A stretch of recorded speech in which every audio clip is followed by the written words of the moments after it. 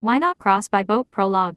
A chance encounter. Many years later, people still hesitated to turn to the page of history that recorded the year of Yongking 28.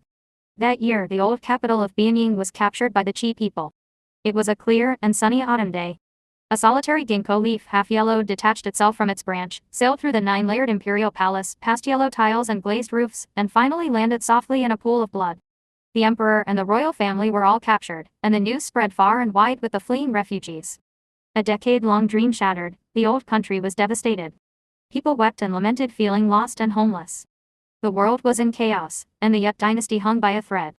Fortunately, a royal prince survived and escaped south with his loyal ministers. If the new emperor died, the dynasty would fall. If he ascended the throne, the dynasty would have a chance. The Qi people searched high and low, relentlessly pursuing the new emperor. Loyal ministers and ordinary people of the Yut dynasty were all helping the new emperor escape south. A battle for the survival of the dynasty was unfolding on this land. Lijiafu was a necessary pass on the southward journey. Beyond this place, it merged into the Yangtze River and flowed downstream to Jinling. Both the pursuers and the escorts knew that Lijiafu was the final battleground to encircle King Lingyan. A city with only one exit, an almost impossible task. In the darkness, there were always those who would support a crumbling building and turn the tide, knowing it was impossible but doing it anyway. From high-ranking officials to common people, everyone could be a part of the plan, and the battlefield was everywhere. Spies and intelligence became the key to victory in this struggle. In a chaotic world, everyone wore a mask. To reveal that mask was to become that mask. A heavy snowfall blanketed the land. Every household had their doors and windows tightly shut. Not a single pedestrian could be seen on the road to the ferry. The snow was quiet, with only a few scattered footprints extending into the distance. Stop. The sudden chase broke the silence. A ragged girl, clutching a bundle, ran desperately forward, followed by several burly servants.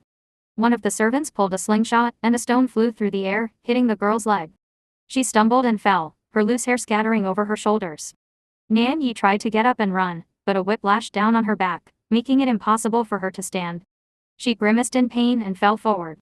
The bundle in her arms scattered, revealing gold and silver ornaments tangled together. A stout middle-aged man panted as he approached, gathered the bundle on the ground into his arms and began to curse.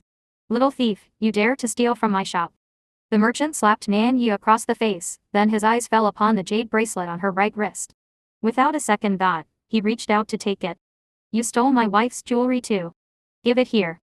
Nan Yi panicked and held onto her wrist. "This is mine. Don't lie. How could a peasant like you have such a bracelet?" Nan Yi struggled with all her might, refusing to let go of the bracelet.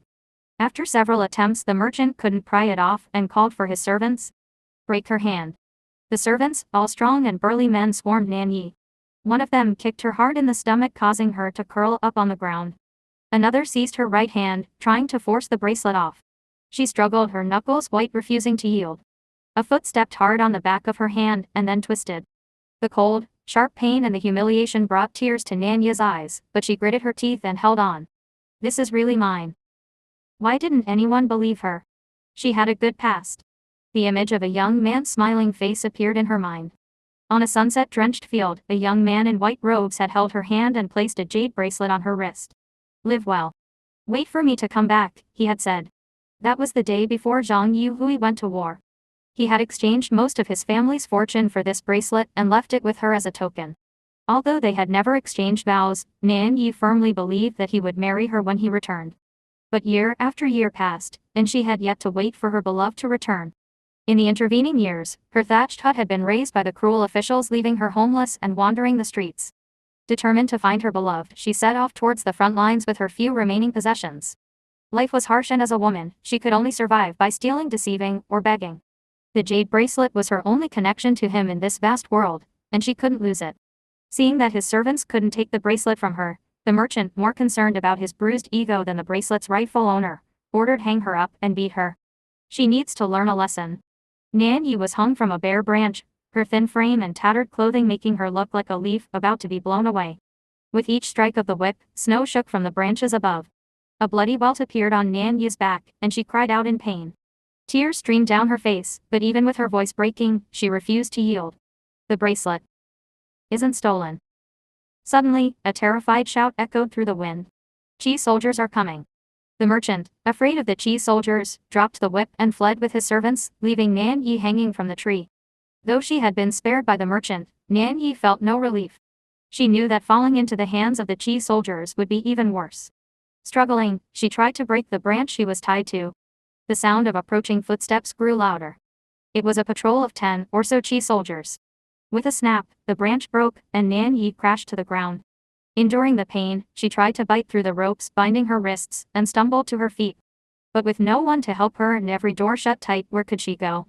Well, it's a girl, one of the Qi soldiers said, his eyes filled with lust. These burly men were known for their brutality, and they saw Nan Yi as nothing more than a plaything. They taunted her, giving her just enough room to escape, only to cut her off. Desperate, Nan Yi ran, until she bumped into one of the soldiers. "Come here, pretty girl. Let me show you a good time," the soldier grinned. Nan Yi struggled, her heart pounding. She grabbed a stone and, without thinking, struck the soldier on the head. He staggered back and collapsed, blood pouring from the wound. Taking advantage of the distraction, she ran towards the river. The Qi River flowed from the tiger-kneeling mountains, surrounded by hills on both sides. As dusk approached, the sky was dark and gloomy, and the river seemed to stretch out endlessly. Nan Yi reached the river bank, and saw a lone figure sitting by the water. A man in a straw hat was fishing, his rod held still. Desperate, Nan Yi ran to him and begged, "Sir, please save me." The man didn't look up. He simply stared at his float, waiting for a bite.